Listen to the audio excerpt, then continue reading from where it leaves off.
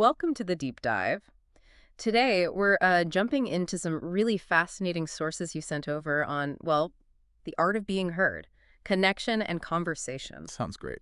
Yeah, so our mission basically is to pull out the core ideas, maybe some surprising bits about what it really means to connect, to actually feel heard. hmm And maybe we can start with a word that popped up in your notes, Oh, garrulous. yeah, garrulous. It's kind of interesting here. It has two sides. One is just someone who's very talkative, Yep, chats a lot. but then there's the other meaning when you talk about language itself, like a speech or something. It means containing many and often too many words. Wordy. Wordy, right. Yeah, Which actually ties in perfectly, doesn't it? it really does. Because if you're too wordy, maybe you're not being heard effectively. Exactly. And that connects to that core question in the sources. When do you feel like you're genuinely being heard? Yeah. And the reaction described is, well, pretty universal, I think. It feels great. It's as if I'm at the center of the universe.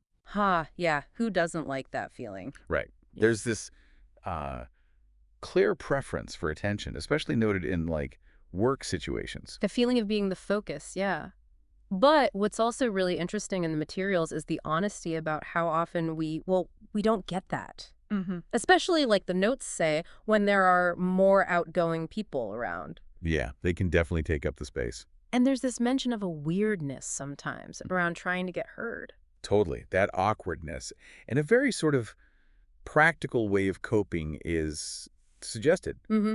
Just accepting when people don't have time. Right. Not taking it personally. Exactly. And that leads to this really interesting shift in perspective your sources talk about. Oh, yeah. Instead of needing that attention, seeing it more as just a boost to my day. Like a bonus. Yeah, exactly. A bonus, not a dependency. And that changes everything, right? It makes Yeah. interactions feel, I don't know, lighter, more authentic maybe. Yeah, less pressure. You're not chasing something. Right, you're just appreciating it if it happens. I like that reframe.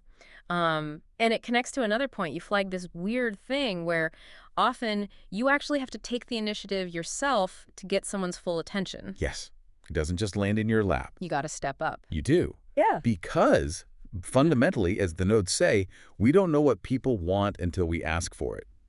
It's that simple, but But it's hard sometimes. it is. There's that inertia, that reluctance. Yeah. You know, that little fear of maybe being blown off or interrupting. Sure. But the point is, you have to kind of push past that inertia to even have a chance at a real conversation. It's an active choice. Okay, so taking the initiative is key. But why bother? What are the sort of deeper payoffs the sources highlight? What makes overcoming that awkwardness worth it? Well, one of the big things, and I love this, is that only conversation could it potentially lead to laughter. Laughter. And we need that in our lives. It sounds so simple, but it's huge. And that quote you pulled from Nicholas Chamfer. The most wasted of all days is one without laughter. Exactly. It connects conversation directly to joy, Yeah. to shared humanity, not just, swapping facts. So it's more than just information exchange. Much more. And then think about how we live now. Your sources make this really vital point. Only with conversation will we engage with one another without turning to our phones. Oh, that's powerful. The phone temptation. Isn't it? That image they use the person in the cafe, Yeah. the glowing phone-shaped outline in their pocket, resisting temptation. Yeah, I can picture that perfectly. It really highlights how conversation demands presence. Real, focused, human-to-human engagement. Something screens just can't replicate in the same way. Right, being truly there. Yeah. Okay, so wrapping this deep dive up, what does this all mean for you listening? We've touched on, that great feeling of being heard, the idea of seeing attention as a welcome boost, not something you absolutely need. Mm-hmm. The freedom in that. Yeah, and the power, maybe even the necessity of taking the initiative yourself. And ultimately, how vital actual conversation is for connection, for laughter, especially when phones are always calling. Which really leaves us with a thought, doesn't it?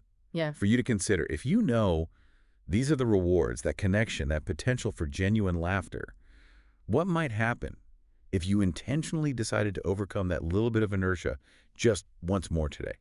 Just initiated one more conversation you might otherwise have skipped. What connection, what laugh, what little moment might you unlock just by starting?